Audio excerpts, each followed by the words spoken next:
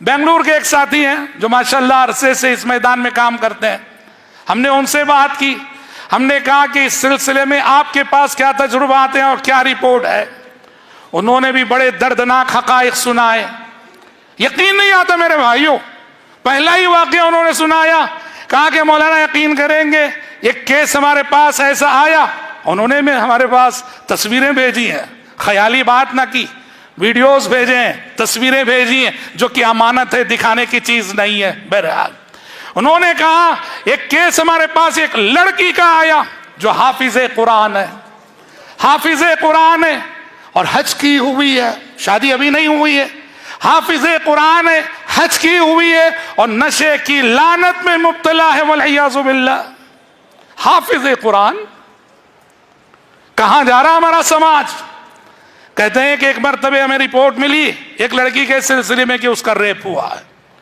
हमारी टीम गई तो तहकीक करने पे पता चला कि मसला रेप का नहीं है, वो मसला ही कुछ और है। कहा क्या मसला है। ये जो लड़की है उसका नाम भी उन्होंने बताया, हमारे पास महफूज है। कहा कि मसला असल में ये है, ये नशे की आदी लड़की है, ड्रग्स ले लेके जो है नशे की आदी हो चुकी है लड़की।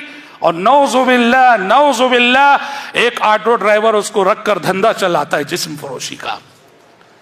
कहते हैं कि उस लड़की के साथ बैठे हम लोग, उसको एतमाद में लिया और उसको हमने मेरे हाल हमदर्दी का इजहार करके उससे सारी रिपोर्ट ली।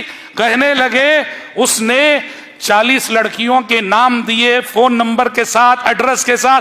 कहा कि ये मेरी सहेलियां हैं, ये 40 की 40 लड़कियां नशे की लानत में मुब्तला है।